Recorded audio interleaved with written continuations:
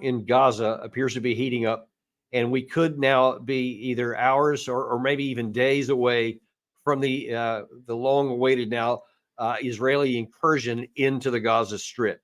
Yesterday on MSNBC, the IDF spokesman went on to explain some of the dangers to the civilian population in Gaza and what he wanted to happen. He said this. The short message is evacuate northern Gaza. No matter where you are, whatever facility you're in, there's going to be significant combat, and vacate northern Gaza. Now, that message has been translated from Hebrew to Arabic and then from Arabic to English, and I think some of it is lost in translation. The essence that we are telling civilians is, you're in a dangerous place. We don't want to label anybody a terrorist, but people who stay in northern Gaza are endangering their own lives. And therefore, if you want to be safer, go south. Do not listen to Hamas. Don't be a pawn in their game of keeping human shields. Go south and be safer. The fact that this is the second time that they have issued this warning and the second time that they dropped leaflets on there implies that they are now getting into the late stages of their preparation. And apparently they have, within their own organization, been given authorization to expand their attacks. And even overnight tonight, there was significant additional rocket attacks into Gaza.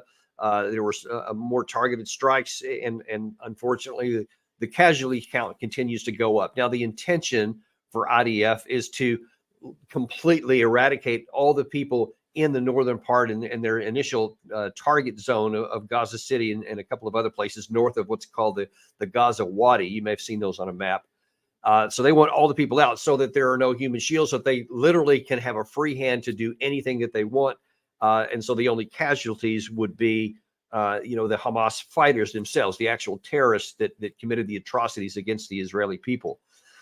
There's a problem with this, though, and I think it's pretty self-evident that you now are basically taking this highly dense populated area of 2 million people, 2.3 million in this 25-mile strip. Now you're stuffing them all into the southern part, and there's no place for them to live. There's not an extra million living spaces in that part of the Gaza Strip. And of course, there's the issue with the humanitarian aid that's trying to get through. One report I saw said that the normal daily flow into the Gaza Strip was about 100 of those big trucks worth of goods and services and other kinds of water or whatever that they needed. That was the normal flow. And now then they haven't had any in like 7 or 8, 10 days until this current issue here started, where they had 20, I think, that went in first over the weekend. And I believe I've heard that the third one went in here earlier today, within hours ago. But that's a fraction of what's needed. I mean, one of those trucks can serve like 100,000 people of the population. So you see, that's not a drop in the bucket. So they're going to need a lot more than that. So you're stuffing all of those people into the southern part of Gaza. They don't have enough food and water. And anyone who's not able to leave or doesn't leave is certainly going to be a casualty. And I get it, understand it from the Israeli perspective, the military perspective. They want to get all the civilians out of there so that they can, with a free hand, go in there and just target the Hamas fighters who perpetrated that great evil against the civil population. But from a humanitarian perspective, and this is also very important for Israel's military support, that cannot be seen as being careless with civilian lives. Now, we saw situations in the Russia-Ukraine war in some of these cities like Mariupol, even Bakhmut, Solidar, some of these where there's been a lot of fighting, in Vuhledar in the current situation, where some of the people can't leave. Some of them, they're too old, they're infirm. Some it's their home, it's where they've lived all their life, they don't want to leave. And so there are still going to be some people in there. The problem is going to be for the IDF, which we've talked about every time almost we talk about this subject, is that they've got to have accurate rules of engagement so that they know that they can't kill civilian people, because there's going to be some in there. They still have to have positive target identification before they kill their enemy. Because if Israel doesn't take care of that, if they're careless and lots of civilians die, you can be sure that Hamas will be videotaping that they will be putting these bodies on the screens, and the Arabs in that part of the world are going to be watching with great interest. And if those kinds of images then spread out also to the West, it's possible that Israel could lose their support. And Israel is utterly dependent upon the support of the Western world, not just with arms and ammunition, but with the moral support. They've got to maintain that support, because if they lose it, and especially if things go south with the Arab population in that area, then it could hamper their military operations. As I've been talking about, I hope that Israel delays this. I hope they don't go in here now. And I'm going to do a separate deep dive on this to give you all the military reasons why, hopefully this week. Exactly why I argue that Israel needs to delay this, not even for just humanitarian concerns, but for very practical military terms. This is one of the most difficult operations that there is in warfare, in modern warfare, is to go on a methodical military operation to try and eradicate a dug-in force in a city, because there's so many things that the enemy can do. They can, of course, you've heard all about the tunnels they have. That's one thing. But they also have even burrowed holes within buildings, within floors of buildings, so that they can go from one room to the next and one floor to the next without even being seen sometimes.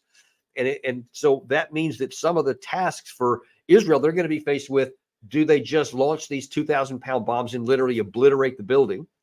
Or do they try to go in and clear, the buildings by themselves? That would be an enormous task and enormously expensive in manpower, because anytime you go door to door, building to building, it's an infantry fight. And so even though you've got Merkava tanks and Nemer armored personnel carriers, which are, among the best in the world, those don't do you a lot of good when you get into house to house and building to building and room to room fighting. And so Israel has to be careful about not getting to a situation that's going to bleed them too greatly, because Hamas, that's exactly what they want. They want to draw Israel into this close quarters combat so that they can't use their military technology to a great degree.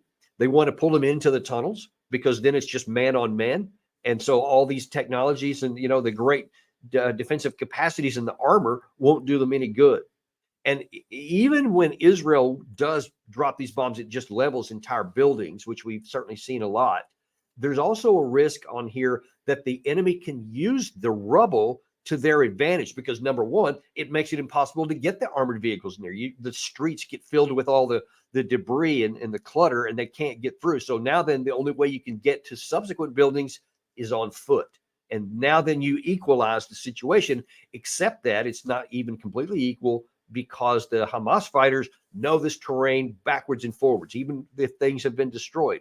It's their home turf. So they know how to get to places. They know the like sniper angles that they can use. Israel doesn't know those things. So it's going to be a slow, methodical process. And Israel's trying to do the best that they can to justly punish the wicked people who slaughtered their innocent civilians. But they have to be real careful about it. What I would rather see is Israel basically cordon off the entire area. And if they have set the Gaza Wadi as the cutoff line there in the middle of the strip, then maybe their first move could be to incursion into the Wadi and to seal off completely after they have given the civilians time to get out, and maybe even set up some checkpoints so that if other civilians come through, they can be allowed out. Because if they can isolate just the fighters in that northern area, then they can set up a period where they're going to let it wait, maybe even months. I would argue that they should wait 3 months. I know that's not emotionally satisfying, but militarily, it is a fantastic plan, because then every day that passes, the Hamas fighters will get weaker and weaker and weaker, because it's going to be very difficult to get sustainment in for them to survive that long, whether with water or food, because all that's been shut off already. And if Israel blockades it so that no more gets in there, once those stores are out, then their fighters won't be able to physically survive. And maybe they can even go in without that. Give them the opportunity. You can either surrender, or we're going to keep up the siege. That will protect civilian lives. That will protect Israeli military lives. And it will lessen the requirement to destroy Gaza. Because look, after this is over, those extra 1 million people are going to have to go back to the northern part. They can't just live forever in that part. So it's in Israel's own security interest not to destroy so much that there's nowhere for those people to go back to, because that's going to be a massive problem to solve afterwards. But that's another day. We'll talk about that, because that's down the road a little bit. But you just need to understand, when people talk about Israel going in and doing the ground invasion on Gaza, this is not going to be quick. It's not going to be easy, and it's not going to be casualty free. There's going to be a great cost to Israel to do this. And the longer they wait, I think the better it gets for them. We'll keep watching this, and we'll give you all the information you need on future deep dives. Thanks. We'll see you next time.